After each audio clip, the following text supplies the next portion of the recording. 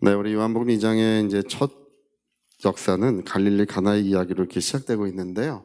갈릴리 가나의 이야기에 대해서 이제 뭐 대부분 알고 있다고 생각하지만 사실 잘 모르고 있는 분들이 굉장히 많습니다. 이제 우리가 이제 이 기사는요, 굉장히 이상해요. 어떤 점이 이상하냐면 이것이 예수님께서 행하신 첫 번째 표적이라고 되어 있습니다. 예수님이 행하신 첫 번째 표적이라고 되어 있는데 이게 첫 번째 표적인가요? 그렇지 않습니다. 우리 베드로가 물고기 잡은 일이 그 이전에 깊은 데로 가서 그물을 내려 물고기를 잡으라 그 물이 찢어질 만큼 물고기가 올라왔잖아요. 나의 주시며 나를 떠나소서 나는 죄인입니다 하면서 예수님을 영접했던 사건이 그 이전에 있었어요. 그리고 뭐 장모를 고치고 뭐 병든 자를 고치고 뭐 그런 역사들이 가버나움 지역에서 이미 충만하게 이루어졌습니다. 그냥 그 이적을 따지자면 어떤 능력의 역사를 따지자면 이거는 뭐 100번째, 200번째, 400번째, 500번째 뭐 몇백 번째인지 알 수가 없어요. 근데 이거 왜 사도 요한은 이걸 왜 첫 번째 표적이라고 이렇게 기록하고 있나요?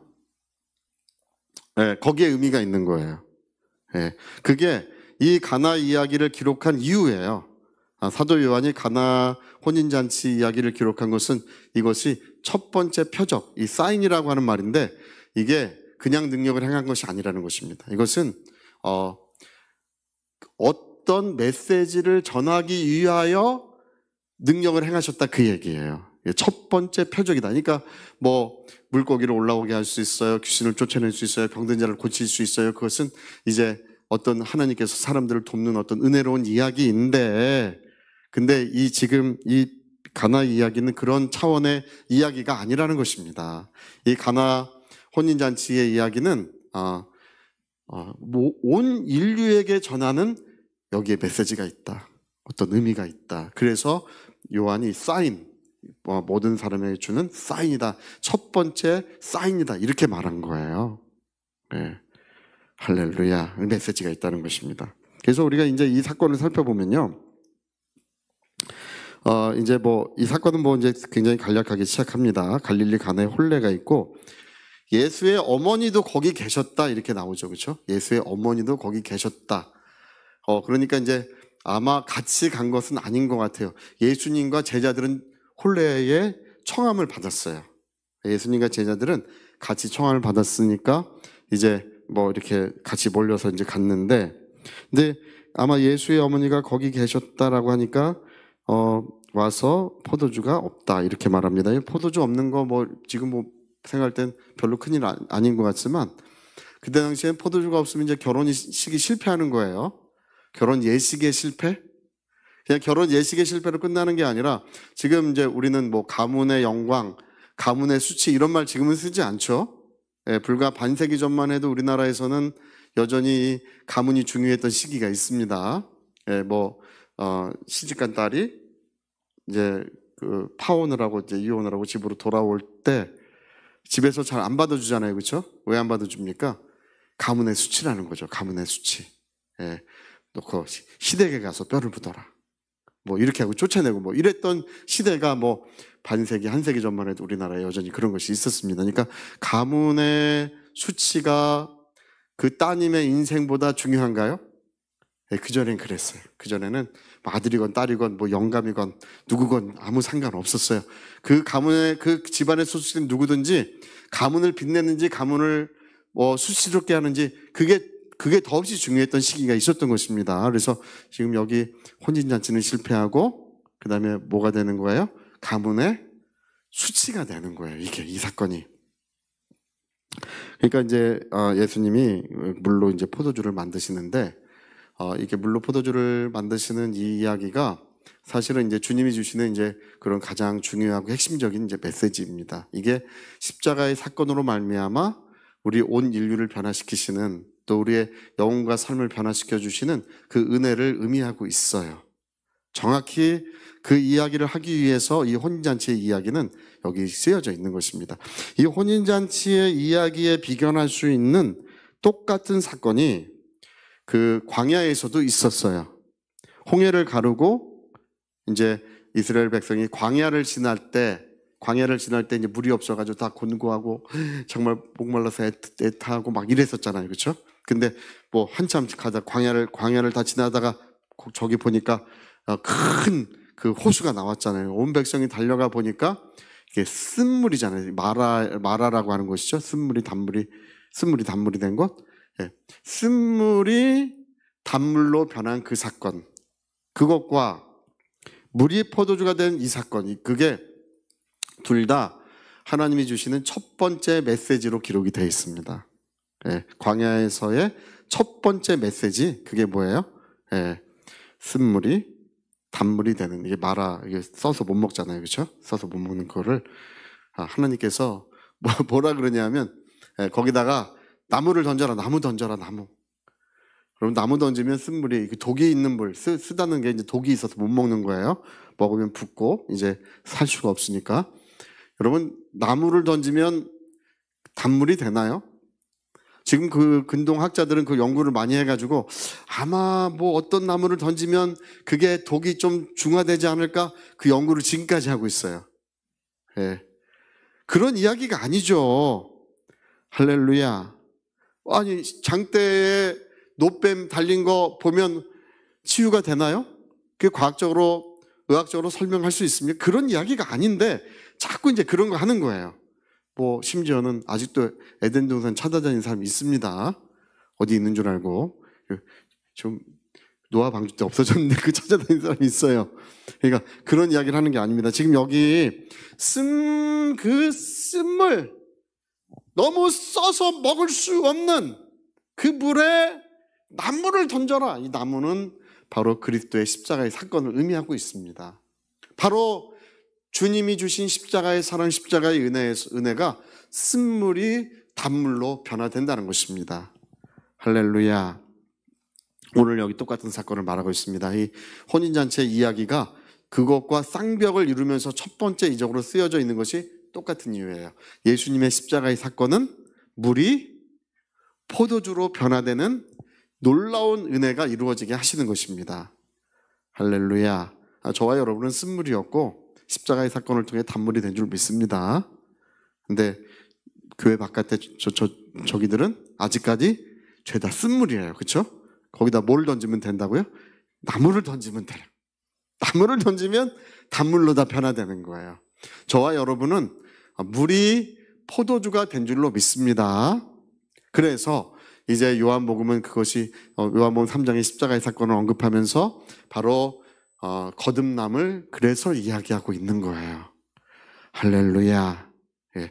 하나님이 세상을 이처럼 사랑하사 독생자를 주셨으니 누구든지 예수 믿으면 멸망하지 않고 영생을 얻으리로다. 요한복음 3장 16절. 할렐루야. 그 얘기죠. 그러니까 오늘 세상을 이처럼 사랑하사 멸망할 수밖에 없는, 이렇게 아무 쓸모가 없는 우리 쓴물과 같은 우리들을 예수님의 십자가의 사건으로 말미암아 영원한 생명을 가진 하나님의 사랑받는 자녀들로 변화시켜 주신 줄로 믿습니다. 그래서 이 요한복음의 가나 이야기가 굉장히 소중한 이야기가 되는 것입니다. 여러분, 우리가 사람의 첫 번째 변화는 영적인 변화가 일어나요. 영적인 변화. 두 번째는 어디서 변화가 일어납니까? 두 번째는 가슴에서 변화가 일어나야 돼요. 중심의 변화. 그게 뭐냐면 마음의 변화예요. 마음의 변화. 자, 우리 중심의 변화 한번 해볼까요? 중심의 변화, 마음의 변화. 영적으로 거듭났다고 해서 모두가 그 마음이 은혜롭게 변화되는 것은 아니더라.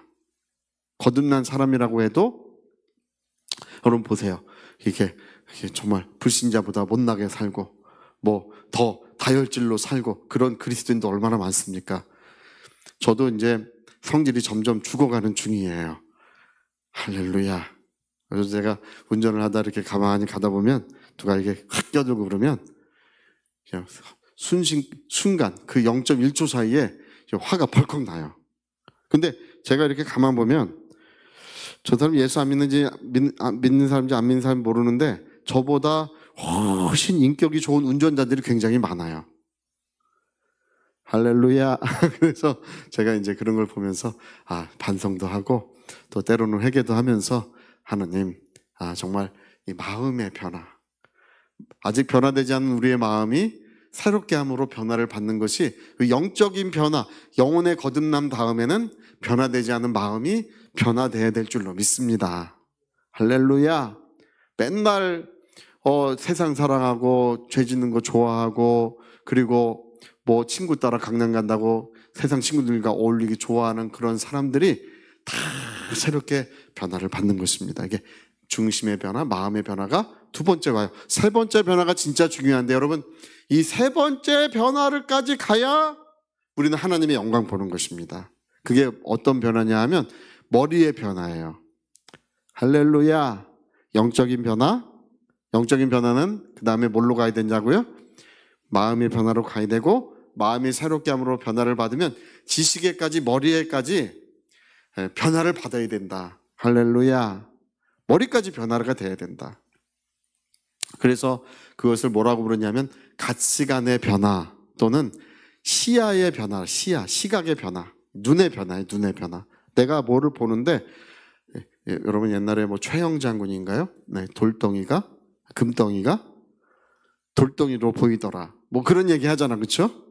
예, 그런 얘기하는 것처럼 옛날에는 그게 가치가 있어 보였는데, 이 세상의 물질이나 이 세상에 좋은 것들이 가치가 있어 보였는데, 어느 날 내가 변화받고 성령의 충만함을 받고 살아가다 보니까 그게 아무 가치가 없어 보여. 이 세상의 어떤 물질이나 그런 것들, 그게 가치 있어 보이는 것 같지만 아무 가치가 없어 보이는, 그리고 오직 주님을 위해 살고 싶고 복음을 위해 살고 싶고 저 천국이 그립고 천국에 가고 싶고, 그런 사람들은 지식에까지 머리에까지 변화를 받은 거예요.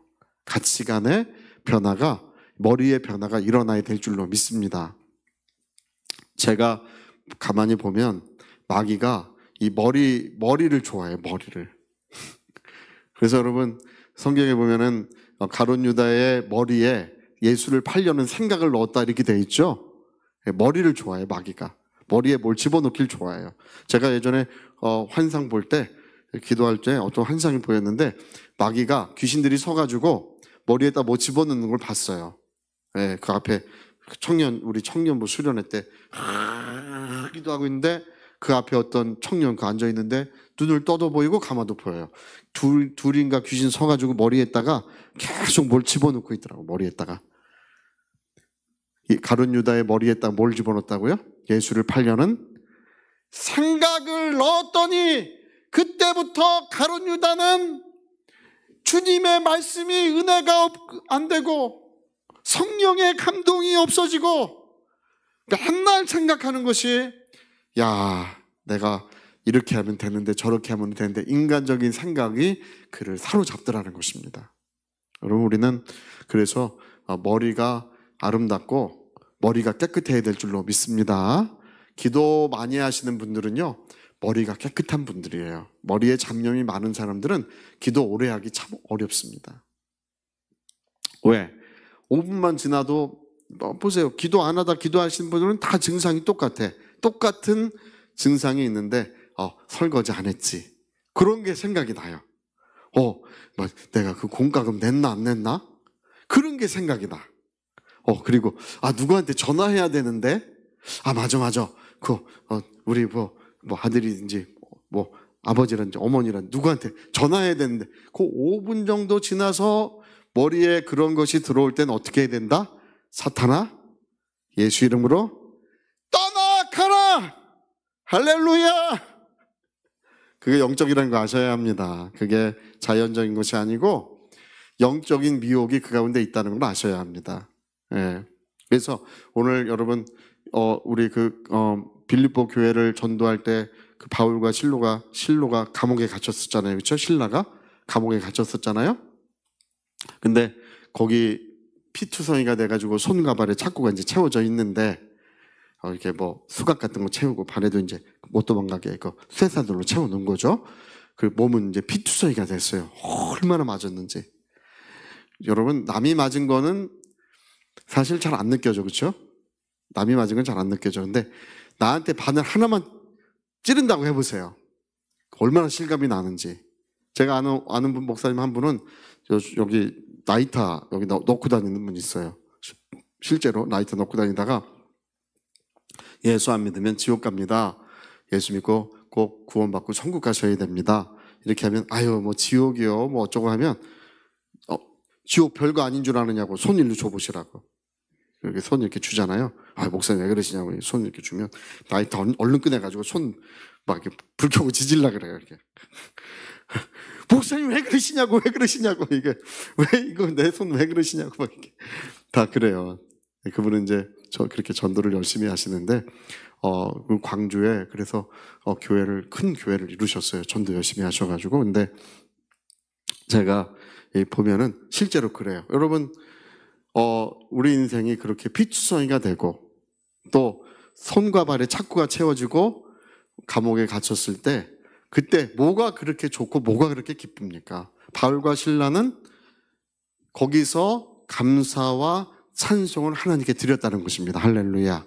거기서 그렇게 기뻐했다는 거예요. 뭐가 그렇게 좋습니까? 그들이 기도하는데 죄수들이 듣더라. 그들의 기도 소리를 죄수들이 가만히. 왜? 그들이 기도하는데 기도하면 기도할수록 마음이 평안해지고 그들의 기도 소리를 들으면 들을수록 뭔가 은혜로운 영적 분위기가 풍겨오니까 그러니까 이게 뭐지 하면서 죄수들이 다 조용히 듣고 있었다는 것입니다. 그러더니 이제 두 사람이 하나님을 찬미하며 할렐루야 성령이 어찌나 충만하게 영광스럽게 임하셨든지 옥터를 흔들고 감옥문이 열리고 죄수들의 손과 발에 채워져 있는 모든 착고가 순식간에 다 풀어지고 말았다는 것입니다. 그리고 여러분 거기에 도망간 죄수가 한 사람이라도 있나요? 거기 좀도둑도 있고 뭐 여러 가지 강도도 있고 나쁜 놈들 거기 다 모아놓은 거 아니에요, 그렇죠? 나쁜 사람들 그런 사람들 모아놓은 거잖아요. 그러면 감옥문 열리고 풀리면 애따 모르겠다 빨리 도망갈 것 같은데 간수장이 와가지고 죄수들이 다 도망간 줄 알고 왜냐하면 죄수를 놓치면 간수장이 자기 생명으로 바꿔야 됩니다. 그때는 그래서 칼을 빼가지고 자결을 하려고 하니까 그 어두운 감옥 속에서 소리가 나는 거 아닙니까? 예. 우리가 다 여기 있으니 내 몸을 상하게 하지 말라. 한 놈도 도망간 사람이 없더라. 할렐루야. 왜 그렇게 된 것입니까? 여러분 그걸 아셔야 돼요. 왜 그렇게 되냐 하면 이 머리의 변화, 가치관의 변화 때문에 그런 거예요. 우리가 주님을 위하여 매맞고 주님을 위하여 고난받는 것이 우리의 기쁨이 되고 생명이 되는 줄로 믿습니다. 그게 억울한 사람들이 있어요. 아이고 내 팔자에 제가 이제 늘 그런 거 보는데 주님 뭐 이래 내가 주님을 믿고 따랐는데 저를 이렇게 대우하십니까? 뭐 이래. 주님이 뭘 대우를 하셔요? 주님은 의의 면류관, 영광의 면류관을 우리에게 반드시 주실 것입니다. 할렐루야.